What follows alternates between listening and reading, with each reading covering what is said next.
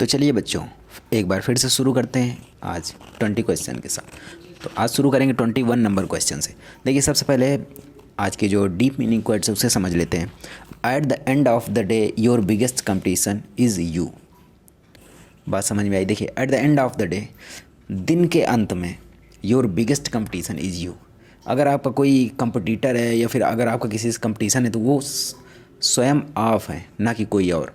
हमेशा अपने आप से आप अपना कंपेयर हमेशा अपने आप से कीजिए, ना कि किसी और से। क्योंकि अगर आप किसी और से करेंगे तो आप को शायद आपके दिल में उतनी खुशी नहीं होगी, या फिर आपको उतना जो सुख है या फिर जो उतना आनंद है या फिर हैप्पीनेस है वो आपको नहीं मिल पाएगी। बट अगर आप खुद से कंपेयर करेंगे तो बिल्कुल आपको बहुत ही खुशी होगी। ठीक है, तो इस चीज़ को आप समझ लीजिए।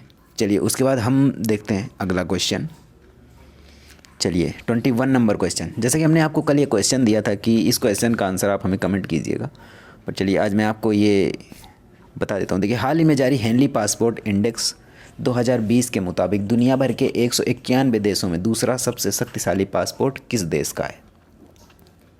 जैसा कि आपने जो कल हमने आपको बताया था कि थर्ड नंबर और फर्स्ट नंबर, जैसा कि फर्स्ट नंबर हमने जापान बताया था, थर्ड नंबर बताया था आपको दक्षिण कोरिया। तो जो सेकंड नंबर देश है वो है सिंगापुर। चलिए, बात समझ में आ गई। जो 191 देशों में दूसरा सबसे शक्तिशाली पासपोर्ट जिस देश का है वो है सिंगापुर। चलिए, उसके बाद अगला क्वेश्चन देखते हैं 22 नंबर। हाल ही में लोकपाल के सदस्य पद से इस्तीफा दिया है। हाल ही में लोकपाल के सदस्य पद से किसने इस्तीफा दिया है? तो चलिए देख लेते हैं। उनका नाम है जस्टिस DB भोसले। देखिए, ये हैं जस्टिस DB भोसले। इन्होंने लोकपाल के सदस्य पद से इस्तीफ़ा दिया है। नाम याद रखिएगा, बहुत ही इंपॉर्टेंट है, जस्टिस DB भोसले। ये उनकी फ़ोटो है।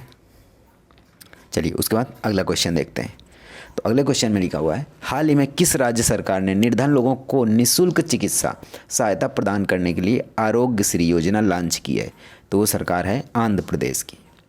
आंध्र प्रदेश की सरकार ने निःशुल्क चिकित्सा सहायता प्रदान करने के लिए आरोग्य श्री योजना लॉन्च की है। चलिए, उसके बाद आते हैं अगले क्वेश्चन पे।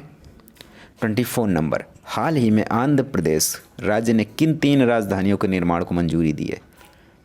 जो राजधानियों का निर्माण करना है, किन 3 राजधानियों के निर्माण को मंजूरी दी है? तो सबसे पहले देखते हैं। एक है अमरावती को विधायी राजधानी, दूसरी विशाखापट्टनम को कार्यकारी राजधानी और कुर्नूल को न्यायिक राजधानी।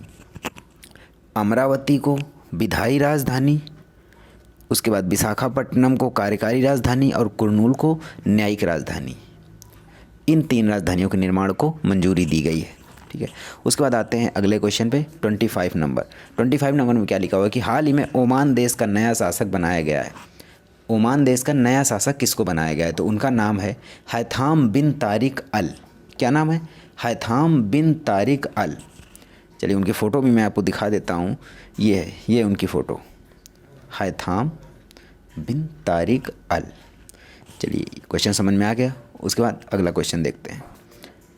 हाल ही में संघाई सहयोग संगठन, जो संघाई सहयोग संगठन यानी कि SCO के 8 टॉप वंडर लिस्ट में किस भारतीय स्मारक को शामिल किया गया है? आप आइडिया लगाइए कि किस भारतीय स्मारक को शामिल किया गया होगा। ये जो SCO है, संघाई सहयोग संगठन। चलिए, इसके बारे में थोड़ा सा मैं आपको बता देता हूँ कि जो SCO एक स्थायी अंतर सरकारी अंतर्राष्ट्रीय संगठन है। यह एक यूरेशियन राजनीतिक, आर्थिक और सुरक्षा संगठन है जिसका उद्देश्य संबंधित क्षेत्र में शांति, सुरक्षा व स्थिरता बनाए रखना है। और अगर आप जानना चाहेंगे कि इसकी जो स्थापना हुई थी, इसकी स्थापना कब हुई थी? इसकी स्थापना हुई थी 15 जून सन 2001 में। 15 जून सन 2001 में संघाई में हुई थी।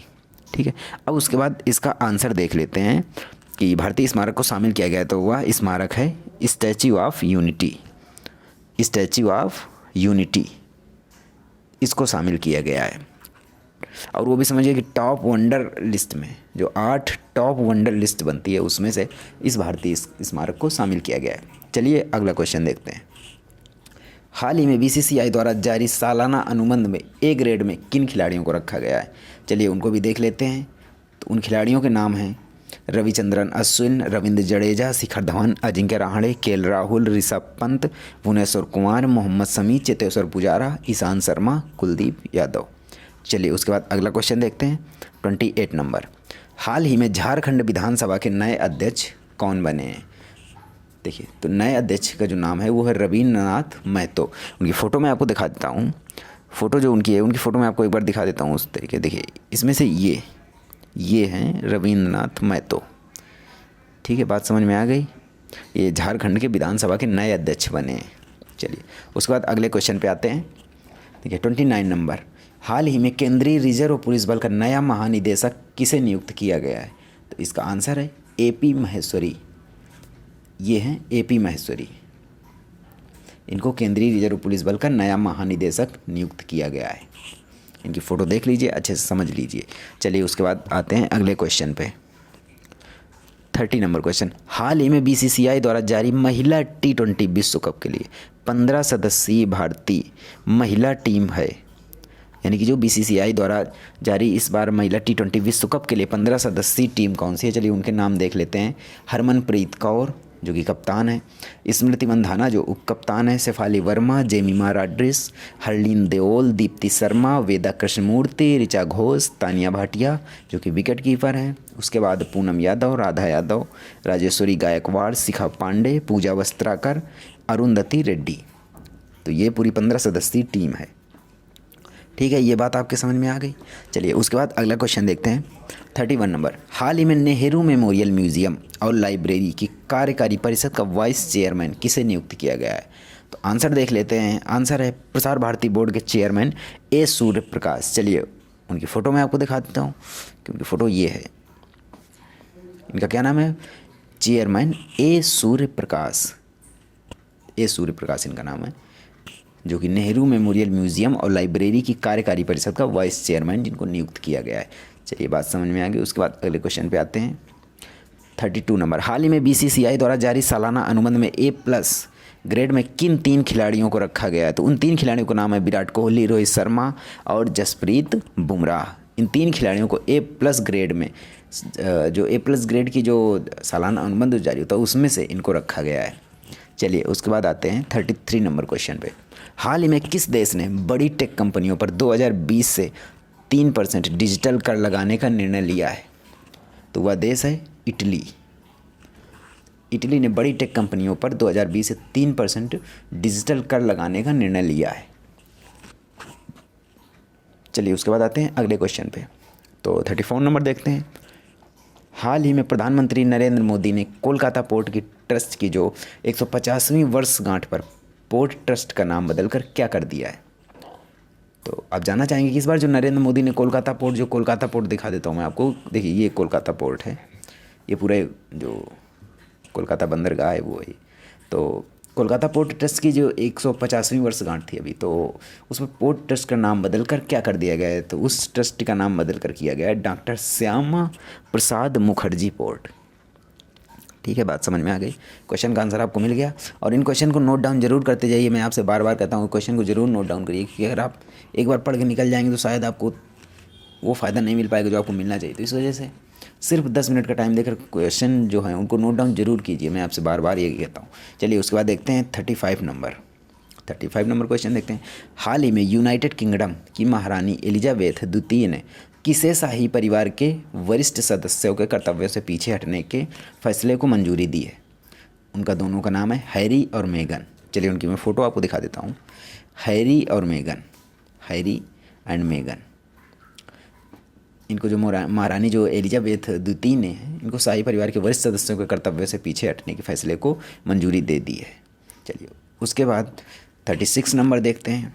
हाल ही में किस भारतीय उद्यमी को ऑस्ट्रेलिया, जो भारत का एक उद्यमी है, भारतीय उद्यमी को ऑस्ट्रेलिया के सर्वोच्च नागरिक सम्मान ऑर्डर ऑफ ऑस्ट्रेलिया से सम्मानित किया गया है? उनका नाम है बायोकॉन की चेयरपर्सन और अरबपति किरण मजूमदार शॉ। बायोकॉन की चेयरपर्सन और अरबपति किरण मजूमदार शॉ। उनकी फ़ोटो मैं आपको दिखा देता हूँ। ये हैं वो किरण मजूमदार शाह। ठीक है, इनको ऑर्डर ऑफ ऑस्ट्रेलिया के सम्मान से नवाजा गया है। चलिए उसके बाद अगला क्वेश्चन देख लेते हैं 37 नंबर।